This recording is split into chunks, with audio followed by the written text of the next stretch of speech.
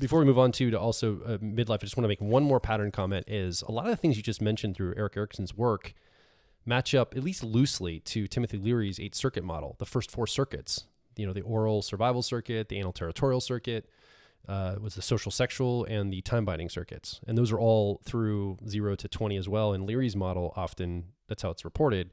We've talked about Leary's model in other podcasts a long time ago in the audio podcast.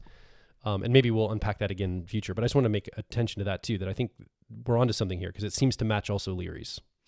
I suspect that Leary's work was based on Erickson's work. Well, there you go. Yeah. So I thought it was doing acid trips, but probably a little both. Probably a little both.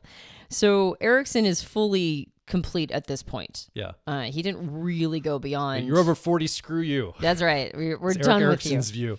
But now we pass the torch to Carl Jung, who was a massive pioneer in this concept of what happens in midlife. And I think particularly because he was not just looking at the ego, he was looking at whole self. Yeah. He himself had experiences around what that meant and doing what's called shadow work.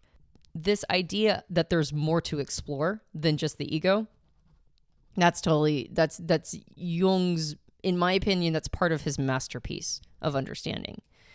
And so handing the reins over to Jung in midlife, which is approximately like 39 years old to 65 years old. Now, of course, obviously, the thing that's really going to start hitting you is, remember when we stopped developing physically? Well, now we're back in physical changes, right? Yeah. Like that idea of early adulthood when you just hang there for a while. Well, we're on the other side of that hill, and as opposed to going up, now we're starting to head on down, which is why they called people in midlife over the hill, right? So you've got a lot of signs of aging. They don't just become a thing, they become increasingly relevant, right? Like I'm getting bags under my eyes, or I've got crow's feet is now becoming like, I can't get up in the morning. Like I'm really very sore and I got to figure this out because it hurts, and I have a scar on my skin that would have healed up in 2 weeks before, but now it's taken 6 months. And, these are the kinds of things that increasingly happen. This would be the time of life when all the habits, whether they're good or bad, are coming home to roost. Like we're actually feeling the results of the habits we've had for the last 20 years, maybe 40 years in our life. All of a sudden we're like, oh, okay, that certainly served me. Thank God I had that habit. Or, oh my God, I got to adjust this because this is killing me now. Yeah, I spent 20 years going to bed with a bowl of ice cream, and that was fine, but now it's not fine. Yeah. Now I got to do something about this. I got to turn this ship around. Or we don't. We just keep going to bed with a bowl of ice cream, and that now becomes a can we kick into elderhood. Is this your personal experience, Antonia? This is something I watched my father do, actually. Yeah. So that now enters a place of what Erickson would call the psychological struggle of integrity starts to pop up, which is basically, does my life have meaning? Right? Am I living a life of meaning? And it's integrity because oftentimes we don't have a life of meaning if we've outsourced everything to everybody else. It's our meaning is ours. And we get to decide that, and we get to build upon this idea of whether or not we have permission and autonomy and self-leadership and all those other things that we learned earlier on. Now they're all culminating in like, why am I doing this? What is going on? Why am I getting up every morning? I don't seem to be, compelled by the same motivations as I was when I was younger. Now I've got to kind of figure out, like, am I going to leave a mark? Not just what's my contribution, but am I going to leave an imprint? Yeah. Do I care whether or not the things that I'm doing every day are something that I want to be doing? And how do I know if it's what I want to be doing? How do I know if I'm in integrity with who I am?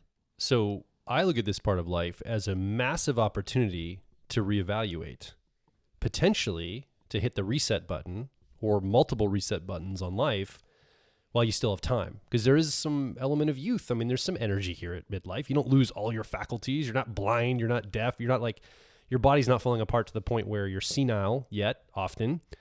But you have capacity, you still have energy, you still have attunement, you're still hip and young enough to do those changes, but that window is going to start closing. So the opportunity is not going to be forever, but you do have an opportunity at midlife to make changes. And I think often people come into our world here at Personality Hacker that are at this moment. They're in their mid to late 30s, approaching midlife, or they're in midlife and they go, I think the life I've built is not serving me.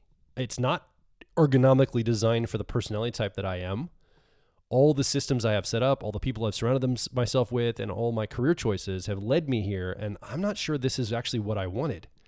And do I have the opportunity to reset? I think absolutely yes. Mm-hmm. Now, the work that somebody has to do varies depending on how, like all the systems that got them there. Some people have more work than others. But this is actually a very exciting time of life, I think. And because it's that reevaluation, but the thing that hijacks it, what we talked about at the very beginning of the podcast, is you've all this pressure. You got, our society, at least here in the West, is set up to where this is the least, you have the most opportunity in your cognitive wiring, but outside of that, you don't have as much opportunity because you might have kids and parents and jobs and taxes and all the things you have to tune to. So it's a delicate balance, but you have an opportunity here. I think it's awesome. Well, you have all the, like you said, all those decisions that you have to now figure out, right? All the choices you made in your youth, you've got to sort it all out. And when you were talking about before, you're talking about age-related limited abilities, right? You're not like blind or deaf or anything. I'm not trying to be ableist. I understand people have limitations and yes. Well, that's relevant. I wasn't going to call you out on that. I was actually going to say more like when you're used to having something and they start going away, that's a completely different thing than if you have lived your life with, limited abilities. It's like now you feel something's being taken from you. Yeah. Over time. And thank you for clarifying that, because I wouldn't want somebody to get the impression that I think anything less of somebody that has to go through that experience. Right, exactly. Well, and I would imagine that if, no matter what you're working with, when you're used to life being a certain way and things start being taken away from you, even then, it's very disconcerting. Like, it doesn't matter what your starting point was. It's like when age starts to remove its gifts, it's like, oh, I gotta probably figure some stuff out. Yeah. And so this time period is a time period where we start to slow down just a bit. We're not fully slowing down, but we do have often we have a really fast pace of life that we know we have to get a handle on. We understand the value of maybe slowing things down just a hair. No, not everybody does that. Some people amp it up. And they start careers and they use that last little oomph of youth, right? The last little energy of youth to do something big. And I want to use my oomph of youth, the last little bits of oomph of youth to go do something big too.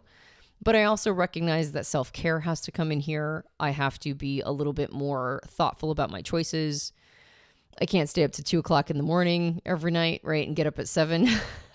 I got to maybe focus on my sleep a little bit more. That's like those kinds of things are real Damascene moments of like, maybe I need to take care of the structure that's going to try to get me through all the rest of my life. You have to be more judicial in what you do and how you approach it. Absolutely. Yeah. And so those choices from youth and the people who we now build our lives around and are a part of our systems, they give us a lot of opportunities as we're doing self-care and as we're reflecting and as we're understanding a bigger picture other than just, what is it that I want out of life? It's like now there's a lot more going on. This gives us more and more opportunity to have our shadows reflected back to us, because the shadow, which is effectively anything we're unconscious about, Jung said that the shadow is something that we only get access to when it's reflected in another psyche, right? Like somebody else has to reflect our shadow back to us. We'll never see it on our own. And that's because it's our shadow, right? We're unconscious of it. So how else would we be able to see it? And people and circumstances as well, which is not really a psyche, but it's like, it's a reflection back. We only understand our shadow when there's a mirror there. And so in midlife, this is an opportunity more and more to see that shadow. It's an opportunity to say, like, how did I get here? Right? Like what were my choices and why did I make them?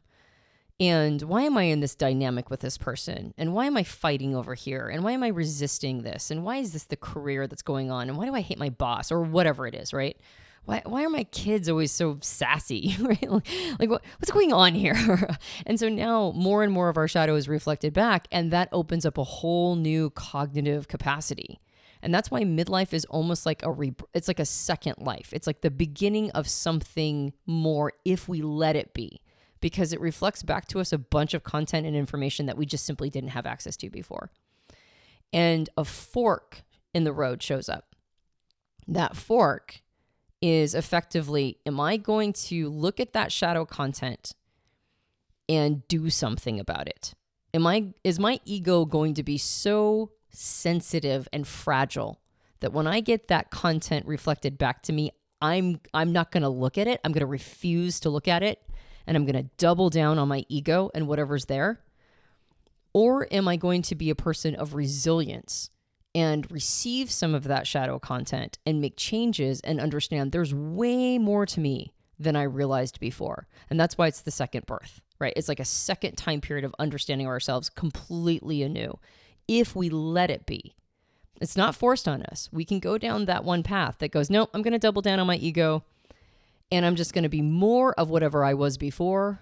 And that's when one-sidedness gets so calcified that, weirdly enough, the shadow starts to grow. So we have a fork. Do I go down the road of seeing the shadow, or do I go down the road of the shadow taking up more and more territory inside of me? That is a big developmental change. And depending upon which road you go down, completely alters your relationship to your type.